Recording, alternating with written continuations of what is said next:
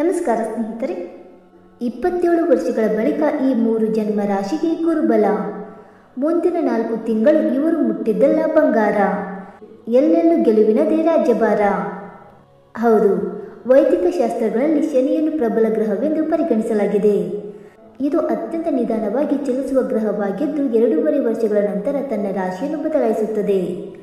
ಈಗ 27 ವರ್ಷಗಳ ನಂತರ ಶನಿದೇವ ಗುರುವಿನ ಅಧಿಪತಿಯಾದ ಪೂರ್ವ ಭಾದ್ರಪದ ನಕ್ಷತ್ರವನ್ನು ಪ್ರವೇಶ ಮಾಡಲಿದ್ದಾನೆ. ಏಪ್ರಿಲ್ 28, 2025ರವರೆಗೆ ಈ ನಕ್ಷತ್ರ ಪುಂಜದಲ್ಲಿ ಇರುತ್ತಾರೆ.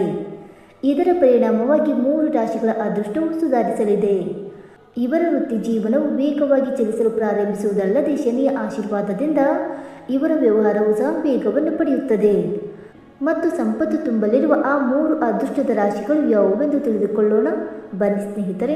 ಅದಕ್ಕೂ ಮುಂಚೆ ನೀವು ನನ್ನ ಚಾನಲ್ಗೆ ಸಬ್ಸ್ಕ್ರೈಬ್ ಮಾಡ್ತೀನಿ ನೋಡ್ತಾ ಇದ್ದರೆ ದಯವಿಟ್ಟು ನನ್ನ ಚಾನಲ್ಗೆ ಸಬ್ಸ್ಕ್ರೈಬ್ ಮಾಡ್ಕೊಳ್ಳಿ ಸ್ನೇಹಿತರೆ.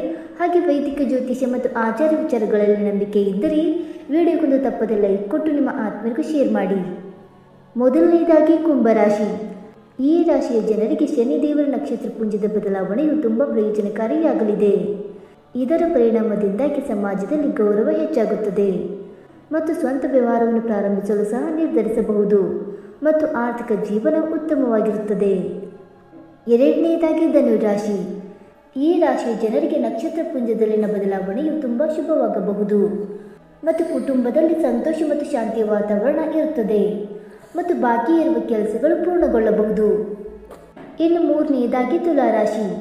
ಶನಿದೇವರ ನಕ್ಷತ್ರ ಪುಂಜದಲ್ಲಿನ ಬದಲಾವಣೆಯಿಂದಾಗಿ ಹಠಾತ್ ಆರ್ಥಿಕ ಲಾಭವಾಗುವ ಸಾಧ್ಯತೆ ಇದೆ ಮತ್ತು ಪೂರ್ವಜರ ಆಸ್ತಿಯನ್ನು ಆನುವಂಶಿಕವಾಗಿ ಪಡೆಯಬಹುದು ಅಥವಾ ಕೆಲವು ಹಳೆಯ ಹೂಡಿಕೆಯಿಂದ ಉತ್ತಮ ಲಾಭವನ್ನು ಪಡೆಯಬಹುದು ಮತ್ತು ಮಕ್ಕಳಿಗೆ ಸಂತೋಷವನ್ನು ತರುತ್ತದೆ.